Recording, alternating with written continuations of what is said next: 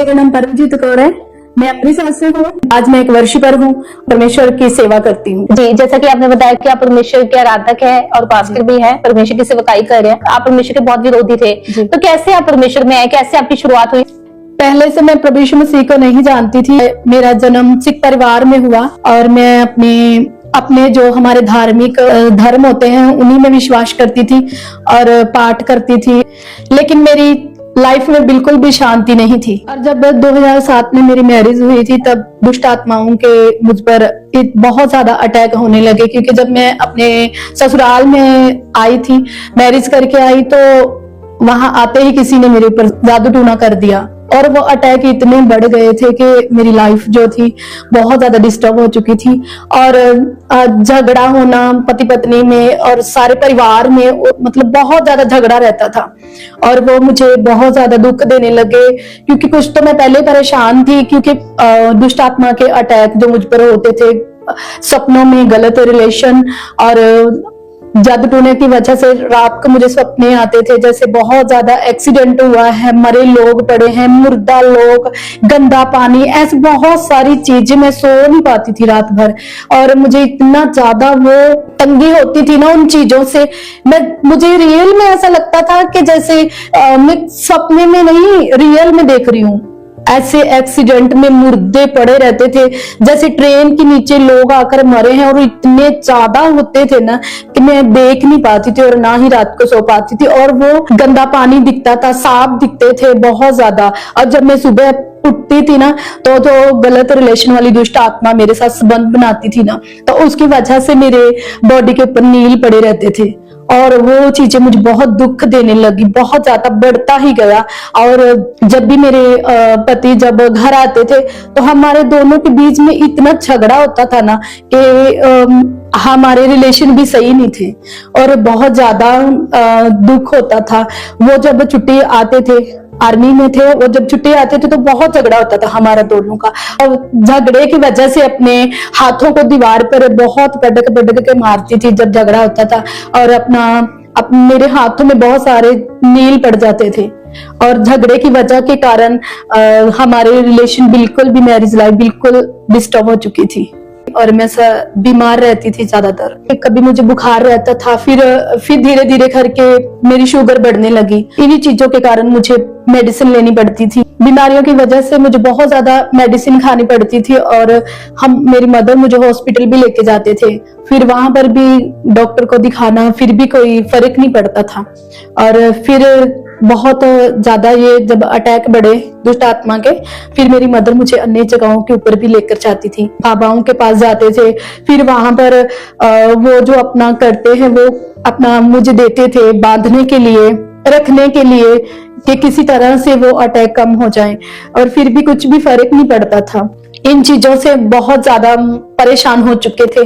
2015 में जब मेरा बेटा होने वाला था, फिर मेरी शुगर का लेवल बढ़ता गया और फिर डॉक्टर ने बोला कि जैसे जैसे ही प्रेगनेंसी बढ़ती है वैसे वैसे ही शुगर और बढ़ती जाती है, और वो ज्यादा होने के कारण फिर मुझे हर दिन के 3 इंजेक्शन लगते थे। फिर वो शुगर का लेवल बहुत ज्यादा बढ़ने लगा। डॉक्टर बोलते थे कि आपके बेबी होने वाला है वो आड़ा टेढ़ा भी हो सकता है और कुछ भी हो सकता, हम कुछ नहीं कह सकते, क्योंकि आपको बेबी नहीं करना चाहिए था, आपको पता था कि आपका शुगर का लेवल बढ़ता है।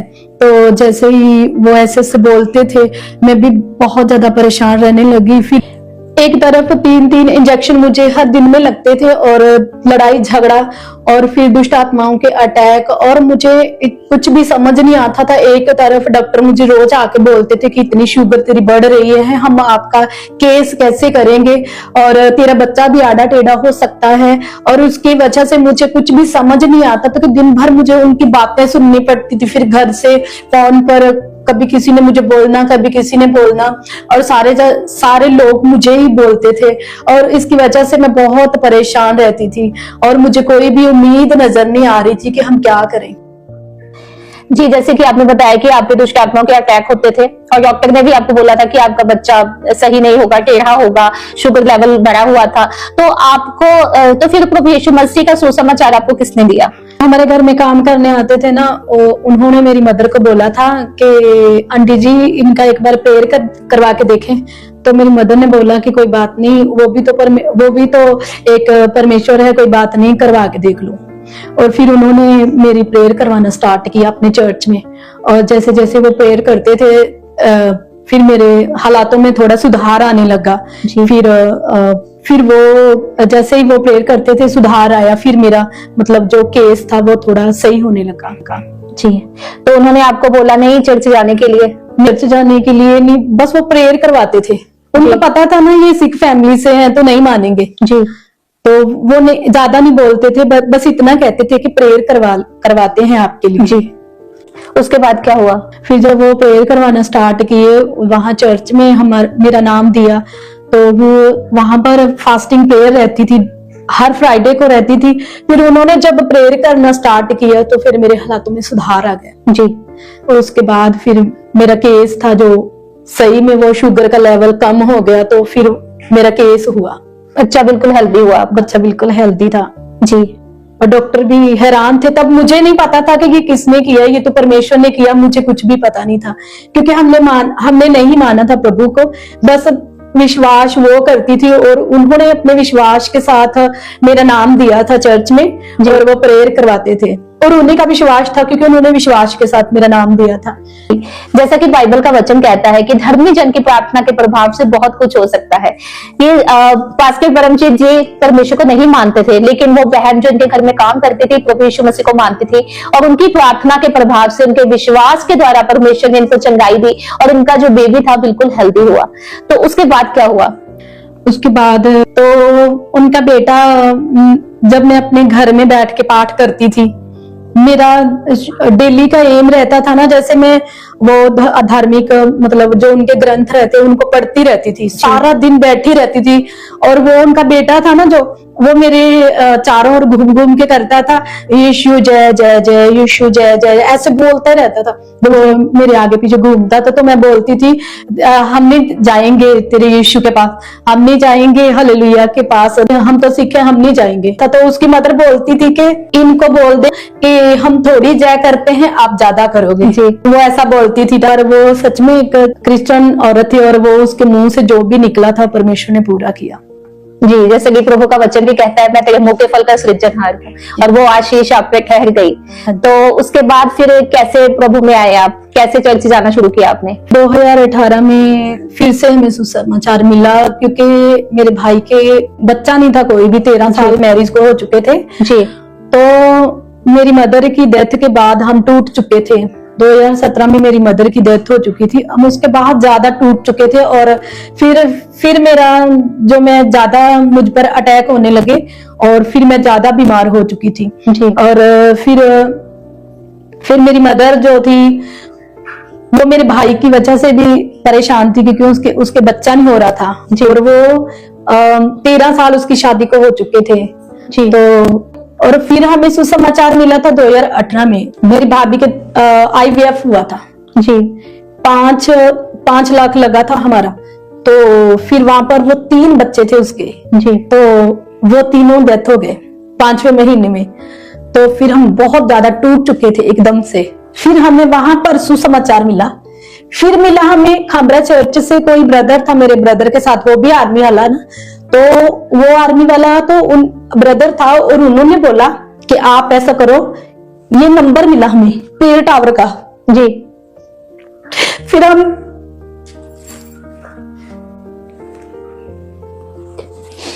फिर खामरा चर्च का प्रेयर टावर का नंबर मिला और हमने वहां पर ही प्रार्थना करवाना स्टार्ट कर दिया। फिर मेरे भाई की वजह से हम चर्च में आए। धीरे धीरे करके मेरी बहन और छोटा भाई, पहले भाई और छोटी बहन आए, फिर उसके बाद जब वो आना स्टार्ट हुए तो फिर मेरा भी उनकी ओर देख के मेरा भी थोड़ा फेथ बढ़ने लगा जी। जैसा कि आपने पहले बताया था कि आप बहुत विरोधी थे, तो आप थोड़ा उसके बारे में बताइए कि पहले आप क्या सोचते थे परमेश्वर के बारे में? पहले तो मैंने यही बोला था कि हम नहीं जाएंगे हालेलुया के पास, हम नहीं जाएंगे, क्योंकि मुझे पता ही नहीं था परमेश्वर क्या है, हमें पता ही नहीं था, क्योंकि हमने कभी ना किसी से सुसमाचार मिला ना देखा। फिर जैसे ही हमें सुसमाचार मिला और हम जब ऑनलाइन देखते थे ना फादर जी को, ऑनलाइन मीटिंग्स को अटेंड करना शुरू किया, क्योंकि तब ना मेरे जो शुगर के लेवल था वो बढ़ चुका था और मैं इतनी ज्यादा मेडिसिन ले रही थी ना कि सुबह शुरुआत मेरी मेडिसिन से होती थी। मेरे छाती में दर्द रहना भी स्टार्ट हो गया था और उसकी भी मेडिसिन मुझे लग चुकी थी। हार्ट की गोली भी मुझे लग चुकी थी और शुगर की तो लेती थी मैं। और मेरे पाँव में बहुत ज्यादा जख्म हो चुका था और वो खत्म होने का नाम ही नहीं ले रहा था, मतलब सूख ही नहीं रहा था। मैंने कहा कि जी जैसे जख्म ना सूख जाएगा ना, मैं फिर ही चर्च जाऊंगी, क्योंकि किसी ने पाँव रख दिया ना ऊपर तो जी बहुत मुझसे बर्दाश्त नहीं होगा, क्योंकि वो बहुत ज्यादा बढ़ चुका था और मैं बहुत ज्यादा परेशान थी। मैंने फिर एक दिन मैंने अपने मायके में आई और मैंने भाभी से बोला कि आज मैं भी जाऊंगी आपके साथ। और मैं रात को इधर आई, हमारे गांव से बस जाती थी और मैं पहली बार जब खामरा चर्च में जाने के लिए सोचा तो जैसे ही वो बस आई मैं बहुत ज्यादा खुश थी कि मैं भी जा रही हूँ। तो मैंने जैसे पाँव रखा और मुझे वो जो बस में बैठे वो सॉन्ग बज रहे थे और मुझे बहुत हो रहा था। बीच में से आवाजें आ रही थी कि तू किधर जा रही है, नीचे उतर जा, ये कहाँ कौन सा रास्ता तूने चुन लिया, नीचे उतर जाओ, किधर जा रही हो तुम। तो मैंने कहा ये क्या हो रहा है मेरे साथ। फिर जैसे तैसे खामरा चर्च में पहुंचे, पहली बार मैं खामरा चर्च में आई थी और मैं इतनी ज्यादा मेडिसिन का एक झोला भरा हुआ तो वो भी साथ में लेके आई थी। और मैंने लोगों को देखा कैसे बैठे हुए हैं, मुझे कुछ भी नहीं पता था क्या करना है, कैसे प्रेयर करना है। लोगों को देखा मैंने, आते बैठते देखा। मैं भी अपने बेटियों को साथ लेकर आई थी। जैसे आई तो मैंने मन ही मन जैसे लोगों को प्रेयर करते देखा। मैं भी आई और नीचे बैठी और मैंने परमेश्वर से मन ही मन कहा कि परमेश्वर ये बेटा मैंने बड़ी मुश्किल से पाया है, अब क्या है तेरे पास आई हूँ। मुझे इतना तो आपके बारे में नहीं पता, पर क्या है कि मेरी आस है कि इसको बड़े होते देखना चाहती हूँ। परमेश्वर ऐसा अनुग्रह कर दो, ऐसा मुझ पर दया कर दो कि इसको बढ़ते हुए देखो, इसकी शादी को देखूं मैं। तो ये मैंने आके बैठते बैठते ही प्रार्थना की और बड़ा मतलब जब आराधना शुरू हुआ हमें कुछ लोग नाच रहे थे, तालियां बजा रहे थे, क्या हो रहा था मुझे कुछ भी समझ नहीं लग रहा था, क्योंकि पहली बार आए थे, कुछ भी नहीं पता था। और जैसे लोगों को नाचते देखा, कूदते देखा, गवाहियों को सुना और मेरा थोड़ा फेथ बढ़ा। मैंने कहा कि यहाँ कितने लोग अच्छे होते हैं, मैं भी हो ही जाऊंगी यहाँ से। तो मुझे किसी ने बताया भी, बाद में मुझे बताया था किसी ने कि यहाँ से मिट्टी लेके जाओ तो घर में ऐसे ऐसे कर दो तो ऐसे प्रभाव नहीं आता दुष्ट आत्मा का। तो मैं तो पहले इससे बहुत ज्यादा परेशान थी, क्योंकि वो अटैक भी बहुत ज्यादा बढ़ चुके थे और मेडिसिन भी बढ़ चुकी थी मेरी। फिर मैं जैसे मैंने लोगों को बातें करते सुना था, जैसे मैंने देखा था लोगों को वहां पर, और मैंने भी वहां से मिट्टी उठाई तो जैसे हम घर पे गए तो मैंने अपने पाँव के वो जख्म जो सूख नहीं रहा था इतनी बढ़ गया था, और मैंने अपने पाँव के ऊपर इतनी मेडिसिन को डाला, कैप्सूल को डाले, दवाइयां लगाई, पट्टियां करवाई थी, कोई फर्क नहीं पड़ा। और जैसे मैंने खामरा चर्च से मिट्टी उठाई और अपने पाँव के ऊपर डाली तो वो जख्म दूसरे तीसरे दिन ही सूख गया जी। और मैं बहुत ज्यादा हैरान थी कि ऐसा क्या हो गया जी, जो पहले हो नहीं रहा था। तो फिर हम जब सोते थे ना, मैं बहुत डरती थी अपने घर से, क्योंकि मैं अकेली बाथरूम नहीं जा सकती थी। जैसे मैं जाती थी तो मैं बेटियों को आवाजें लगाती हूँ कि तुम जाग रहे हो, मुझे वॉशरूम जाना है, क्योंकि मैं बहुत ज्यादा डरती थी। मैं सारा रात वो अटैकों की वजह से ना तो सो सकती थी जी, जागते रहती थी, मैं बैठी रहती थी, क्योंकि मुझे बहुत डर लगता। जब जैसे सोती थी तो दुष्ट आत्मा मेरे ऊपर अटैक होते थे। तो मुझे ऐसा लगता था जैसे ना हमारी सीढ़ियों के ऊपर इतनी भारी भीड़ लगी हुई है और इतनी जोर जोर से आवाजें आती थी दुष्ट आत्मा की। तो मैं बीमारियों की वजह से तो पहले काफी ज्यादा परेशान थी और अपने बेड के ऊपर मैं इतनी मेडिसिन रख के सोती थी। मुझे विश्वास नहीं था कि मैं जी भी पाऊंगी। और जैसे हमारी खामरा चर्च में एंट्री हुई, फिर मैंने भी फास्टिंग रखी। जैसे मैं फास्टिंग में आई तो फिर तीसरी बार मेरे ऊपर दुष्ट आत्मा जाहिर हुआ। फिर मुझे पता लगा कि असली रीजन मेरी बीमारी का क्या है। दुष्ट आत्मा जब जाहिर हुआ, फिर मैं बहुत ज्यादा खेलती थी, गिरती थी। उन्होंने बोला 5-7 संडे आपको आना है। ऐसे मैं चर्च जाती रही और तीसरे हफ्ते मेरी पूरी शुगर की जो लेवल था वो डाउन चला गया और पूरी तरह से मेरी रिपोर्ट्स नॉर्मल थी। और मैं फिर बहुत खुश हुई जब नॉर्मल रिपोर्ट आई और फिर मैं चर्च में आती रही। फिर मेरा फेथ बढ़ता गया और डिप्रेशन से भी प्रभु ने मुझे आजाद किया और फिर मैं और ज्यादा बढ़ते चले गए परमेश्वर में, पता ही नहीं चला। जैसे प्रभु ने और भी आजाद किया सब चीजों से, सब डिप्रेशन से आजाद करके प्रभु ने मुझे अच्छी तरह से हील कर दिया। जैसा कि बाइबल में लिखा है कि तुम सत्य को जानोगे और सत्य तुम्हें आजाद करेगा। जब भास्कर परमजीत जी ने सत्य को जाना और सत्य ने, परमेश्वर ने इनको आजाद किया, जब इन्होंने परमेश्वर के वचन को जान लिया कि वो एकमात्र जीवित परमेश्वर है जो डॉक्टर से नहीं हो सकता, क्योंकि दुष्ट आत्माएं रिपोर्ट में नहीं आती, दुष्ट आत्माएं दवाइयों से ठीक नहीं होती, सिर्फ परमेश्वर ही आपको उन दुष्ट आत्माओं के बंधनों से आजाद कर सकता है जो आपको किया। अब मैं यहाँ पे आपसे एक सवाल पूछना चाहती हूँ कि आप पहले सिख फैमिली से बिलोंग करते थे, अब आपने यीशु मसीह को अपना उद्धारकर्ता ग्रहण किया है और आप परमेश्वर के विरोधी भी थे, आप मजाक भी उड़ाते थे, आपने बताया था। तो अभी आपकी लाइफ में क्या डिफरेंस है? क्योंकि मैंने एक सरदार जी का इंटरव्यू किया था और उन्होंने अपनी जिसमें गवाही दी कि मैं मरने वाला था लेकिन यीशु मसीह ने मुझे बचा लिया, और जो लोग विरोध करते हैं उनको नहीं करना चाहिए। आप भी सिख फैमिली से थे लेकिन आज आप प्रभु यीशु मसीह की सेवा कर रहे हैं क्योंकि उन्होंने आपको एक नया जीवन दिया है। आप उन लोगों को क्या कहना चाहते हैं, स्पेशली सिख कम्युनिटी को? वो कहते हैं कि ये धर्म बदलते हैं, ये क्रिश्चियंस बना रहे हैं, तो आप उनको क्या जवाब देना चाहते हैं? जी, मैं आपको बताना चाहती हूँ कि परमेश्वर का वचन कहता है कि चख कर देखो कि यहोवा कितना भला है जी। और जब परमेश्वर को नहीं जानती थी तो मैं विरोध भी करती थी, मजाक भी करती थी और बातें भी करती थी, लोगों को भी बातें करती थी।